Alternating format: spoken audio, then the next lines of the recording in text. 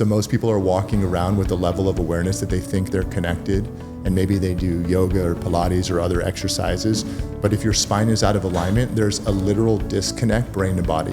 What does it look like, someone that is in alignment? We deal with stress, both internal and external, through our nervous system. So when you're connected, spine to mind aligned, then you're going to assimilate stress better, have less of a rise, less of a down, be more even keeled as a person. What would you say is the common denominator of people that live in alignment? Successful people, they're able to propel themselves consistently, persistently, because they have this degree of gratitude where they just realize basically like, I'm still here, I'm still in the game, I'm still in the fight, like let's go, you know?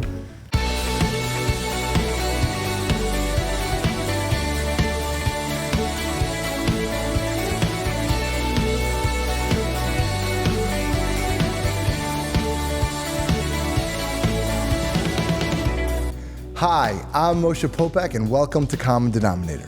Today we speak with Dr. Jason. Jason is a doctor of chiropractic medicine who prides himself on helping people heal from the inside out.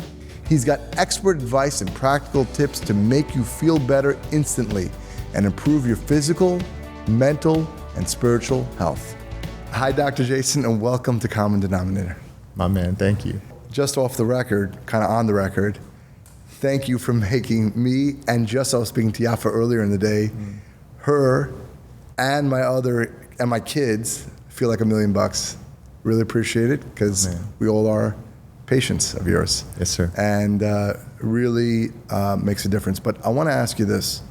For people that have never been to a chiropractor before, right? Because they're thinking like, oh, I don't want to get old, or going to chiropractor is like, or any physical therapy, they're like, okay, that doesn't work. What are, from a general perspective, what are the benefits of going to a chiropractor? Connectedness. So it's kind of like we don't know what we don't know. And I still recollect being 16 years old as a massage therapist, sitting on the sidewalk out front of the chiropractic office that I worked at, going for lunch, and there's a liquor store right next door. We're in a strip mall.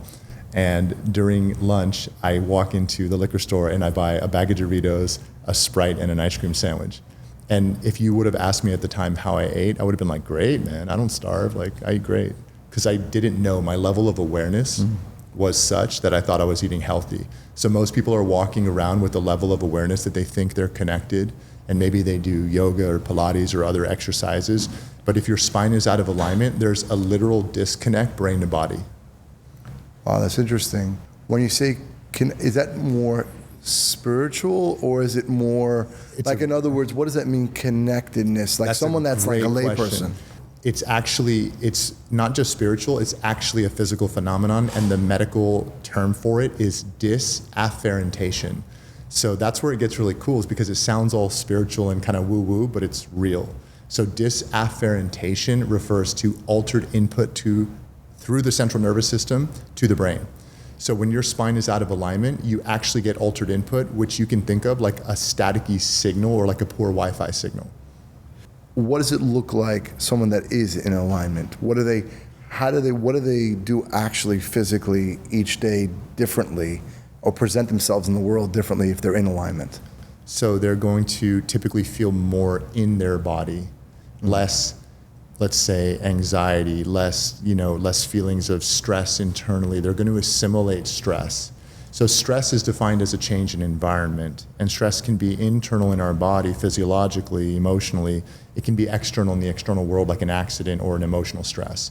And we deal with stress, both internal and external, through our nervous system. So when you're connected, spine to mind aligned, then you're going to assimilate stress better, have less of a rise, less of a down, be more even keeled as a person.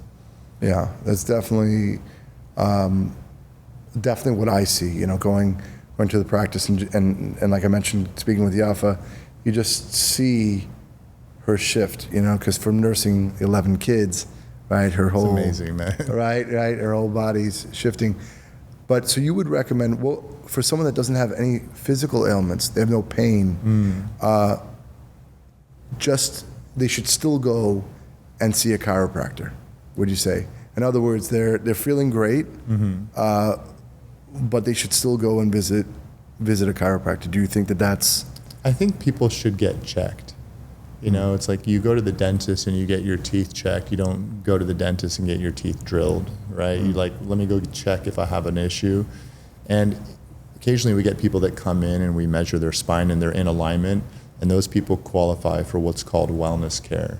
So rather than trying to correct a misalignment in the spine, a curvature issue, which is all too common, we're working on mobilizing their spine, which simply enhances the brain to body communication. What would you describe, because I know in every field, right, there's good let's just say in your field, there's good chiropractors, or good lawyers, good doctors, and there's ones that that just don't do the job that they say they're going to do. Yeah. For a layperson, how would they go about finding a chiropractor that's going to get results for them? Yeah, that's a huge subject. I'll try to condense it. So you have a spectrum of vitalistic and mechanistic. So vitalistic is like the power that made the body heals the body, and we're going to adjust you, and we're not going to examine or take x-rays, et cetera. Or minimal, that's like the joint chiropractic type of thing. And then you have mechanistic, which is like we need to measure the lines and the angles, et cetera. And you'll know from being in my practice, I'm like a perfect blend. I measure everything, we analyze everything because we practice corrective care, but we have never lost sight of the vitality that flows through the body. So I think for the person, you want to assess what do you need or want out of your body. And so for a high performer, somebody who takes really good care of their body, they might want a higher level of care. And for somebody who just is being introduced to it and they want something very basic, they can go for a more basic type of care. Spinal mobility it's a huge part of health, man. For sure. I know for me, it's I guess this pinched nerve that I have in the neck, or the herniated disc, and it's amazing because if you're like, I'm a go person, right? And you just have something just like that, and you're misaligned. The amount of limitations that you have, and you have to be extremely patient. But I'm noticing myself in this journey. But what is the idea of giving someone their natural ability to heal? Because I've heard that a lot. Different types of doctors, let's say in the Western medicine box, it's like, okay, not necessarily think that your body can heal. Let's give you have these symptoms, let's give you these drugs. What exists in the body, again, for the layperson, what exists in the body that gives them the natural ability to heal? Sure. So the simple answer to that is that there exists an innate or inborn intelligence within the body that has the ability to heal the body. So the body is a self-healing, self-regulating mechanism, and really it's capable of healing itself when there's no interference. And so the example that chiros love to use is like you fall down and you're a kid and you scrape your hand or your knee. You don't go to like a scab specialist. You simply just wash out the dirt, because if there's dirt in the cut, there's perhaps bacteria in there. That's what we call interference, and then that can interfere with healing. But essentially the body heals, the scab forms. So we work with the innate power inside the body, and in Chinese medicine they call that qi, in Japanese ki, in Ayurvedic they call it prana, some people call it God, etc. But it's really all the same thing. It's the power that animates our lives and our universe. Why do you think in Western medicine, or let's just call it in medical school, the doctors that are out there, why is this not part of the conversation?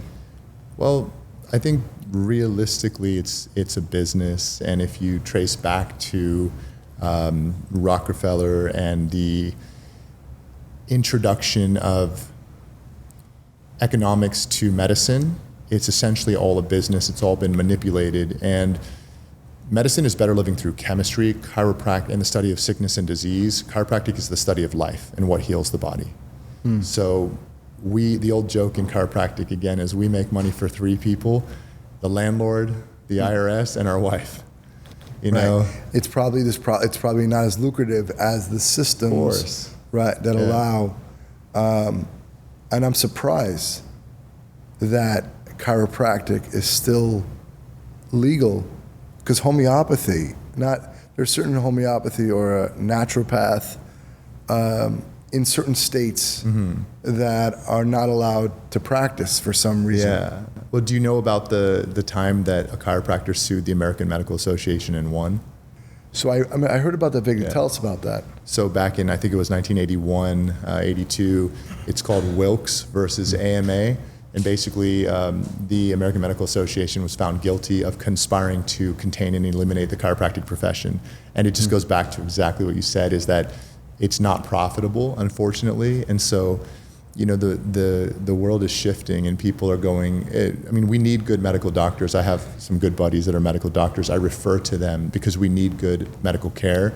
But generally speaking, it's, William Osler, who was a medical doctor in the late 1800s, said the goal of a doctor should be to educate the patient not to take medicine. So it should not be the first resort. Exercise, diet, sleep.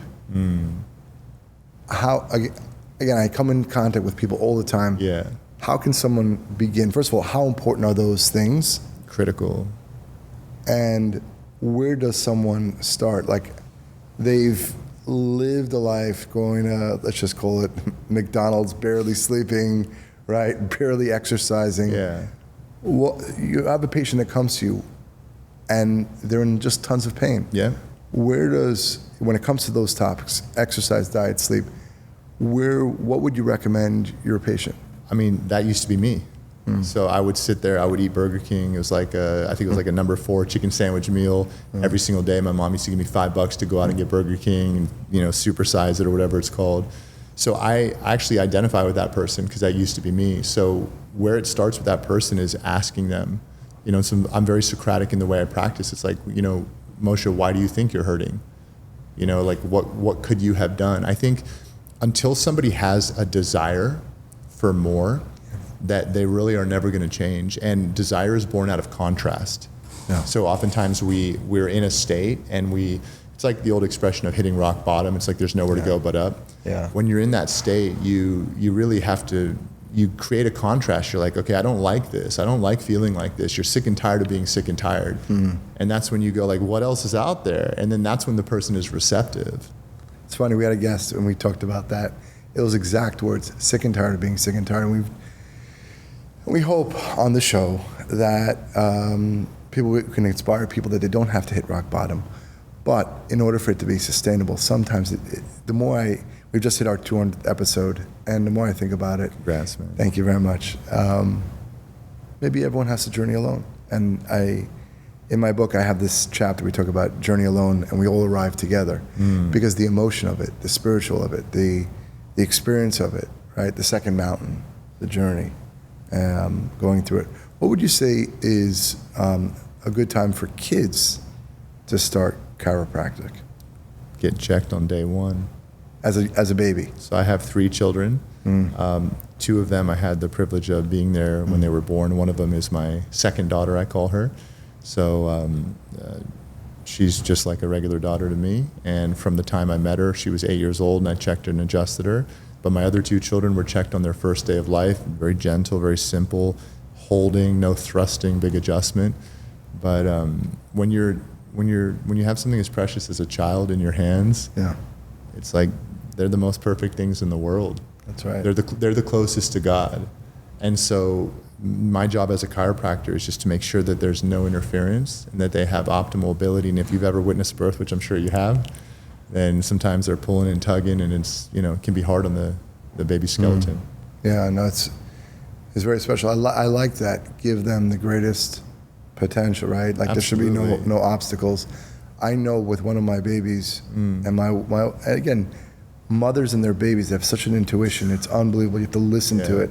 Above doctors, above everything. And she had, they end up in the NICU. Our baby ended up in the NICU for a week. And she feels that we had to compensate later so the baby in its perfect state can go ahead, right? Because people don't realize this with babies. You talk about a baby, right? The sperm goes into the egg, and we have white blood cells that are looking to attack from day one. unbelievable miracle. We don't understand anything. And all of a sudden there's something alive for 9 months in the baby, right? It's insane. And makes no sense, but somehow they survived. If they're able to survive in the mother's stomach, right? And then all of a sudden, it makes sense that all of a sudden they come out and now they breathe oxygen. They weren't breathing any oxygen, and the only thing that sustains them is milk. People don't realize the milk is converted from blood. So it's blood, some miracle happens, processed in the mother's body, and and that milk, whatever that is, ends up being the only thing the baby needs to eat for months. It's an unbelievable process. So if you respect that, you just shift your belief system and understand, right? It's not Similac, it's the mother and the baby in that perfect form, just to your point. But I know your practice is dedicated to helping, showing, and inspiring people to their greatness. Why is that so important to you? I mean, I think from, the greatest healers are the ones with the most pain, and when you have, just listening to you speak about the babies and the mothers, like there's so much passion behind that obviously I know you, but I can tell that there's a deeper story there than even I know, and your experiences in the hospital, et cetera. It's the same thing, you suffer enough. And for me, if we just simplify it, one day I was so sick and tired of suffering, I got adjusted, and it was like the room got brighter, and I started questioning the bad decisions I was making. And I just said, I have to do this for other people. I have to stop suffering or help stop suffering. And I think really our whole purpose in life is to create the man or the woman that we're capable of being and that ultimately we needed, and just to help others along the way. I really appreciate that you said that, because only a fellow journeyman can understand that. And I was talking to a friend of mine about that idea. Until you've gone through that individual journey of pain, of certain levels of pain, the whole birth of the podcast, the whole thing. And it doesn't mean you have to view pain as like, oh, this is a negative. It just is, because you have to learn that's the glue that connects human to human. I see you, I hear you, right? I got it, I suffered, right? That common denominator of, just be gentle, understand, right? See, that's fire, because when I look back, the common denominator, I like the way you say that, you named it, the common denominator in all of my growth as a person was somebody helping me to level up, saying, let me show you this, there's a better way. Let me let you in on this secret. It doesn't mean they did the work for me or gave me anything, but it's always kind of a hand up. And so I function like that, where I could be selling real estate, I could be doing all sorts of different things, but ultimately I'm like, all right, I'm here for this reason, so this is my job, this is my purpose, and what I do is I help people go, hey, look, there's a better way. And if I can just brighten your life and help you on any level to stop your suffering, it just extrapolates, because now you as a man, your family, your business, the impact just grows. Yeah. I didn't believe that there were, on the journey, it could be very lonely, as they say. And I didn't believe, right, that there are people out there. But as I grow, to your point, there are people that just want to genuinely help other people in a real way. It exists. We have to experience, like, smashed down many times. We have to experience that. But find your tribe. Find your people, make it that effort. Don't just sit home and think it doesn't exist. It does, right? They'll make this whole illusion, but that does exist. And I know you've also have a lot of fun, because many celebrities, athletes, right? Serena Williams, Dwayne Wade, et cetera, What is the difference between working with, a lay person, right, and a celebrity when it comes to chiropractic? When it comes to professional athletes, they understand their body as a business without question.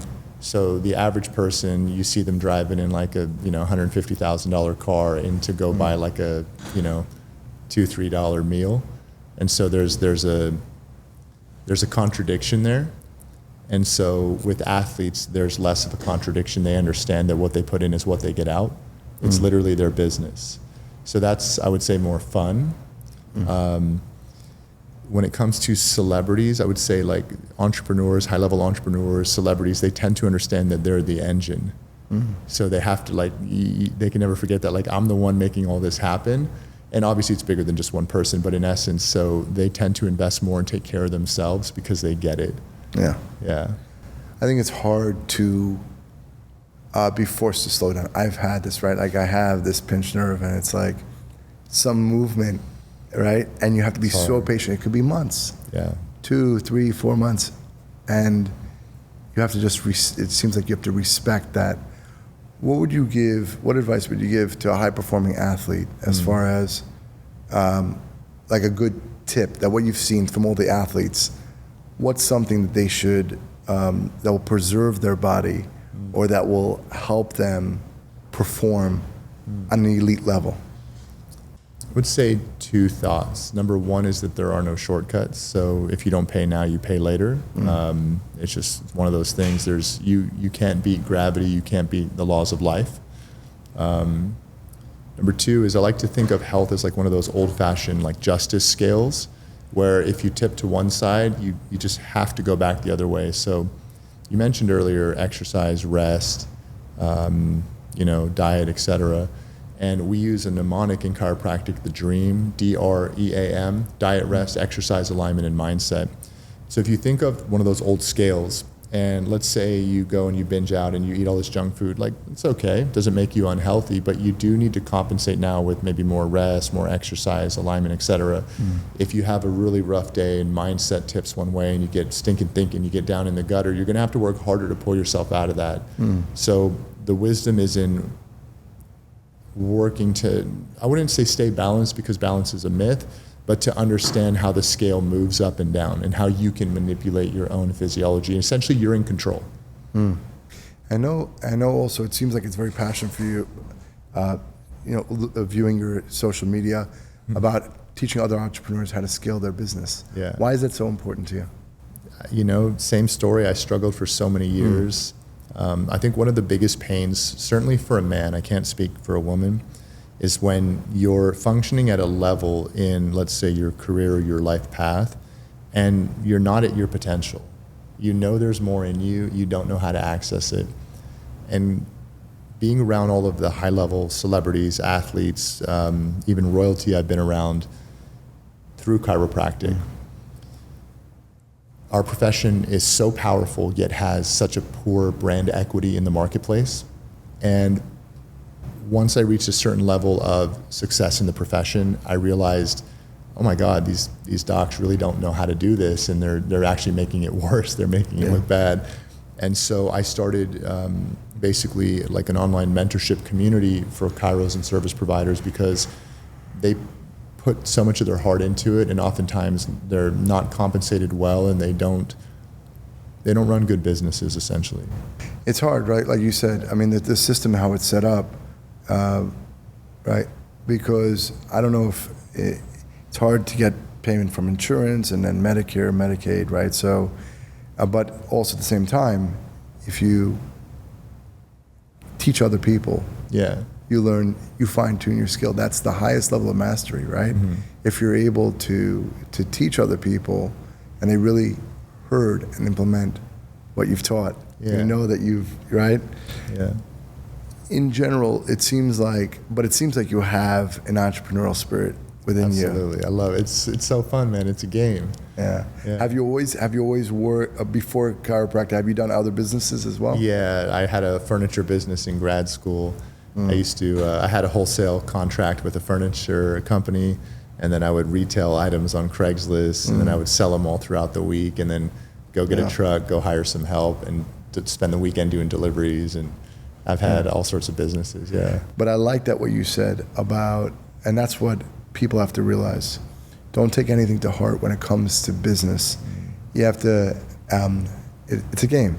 And gamify. We've had a guest, they talk about like gamifying it, right? You win some, you lose some, you're still in the game. You're still in the game, but keep going that way.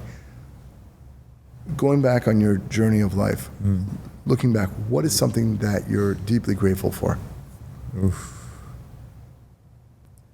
I would have to say I'm profoundly grateful for people that believed in me before I had self-belief. A lot of people, including my former self, grew up with a tremendous amount of lack of confidence and belief, and doubt is a dream killer. And I had people, including my wife, who believed in me at times I didn't believe in myself, and through love, through a helping hand up, was able to grow. Yeah, I really find that I can definitely relate to that. Even if it's one person sees what you don't see in yourself, it goes tremendous. Yeah. And they say in the Old Testament, it talks about even if you have to find one friend, do what you have to do, like make the effort to find one friend that's gonna, when things are terrible, and that person believes in you. It's tremendous. What would you say is the common denominator of people that live in alignment? Oh, man. I think it's really gratitude. It's got to be gratitude. You mentioned the Bible, and in the Bible it talks about give thanks in all circumstances, all situations. And when anything you can't say thankful for basically becomes baggage. And baggage weighs you down, it makes you heavy emotionally. And if you can't say thank you for a situation, which can be really hard sometimes, you essentially cannot use it. But when you can say thank you, it becomes fuel. And I think this successful people, they're able to propel themselves consistently, persistently, because they have this degree of gratitude where they just realize basically like, I'm still here. I'm still in the game. I'm still in the fight. Like, let's go, I love that. I know that I'm working on that as I grow, as I think we all grows, are, right? Constantly, I know that I'll get stuck. It'll be literally energy stuck in my body. If I'm choosing to have a negative relationship emotionally with the thing that happened in the physical world, there's someone that, we each have the story. There's a counterpart, and the universe needs that. And it's their journey, but you're supposed to experience it.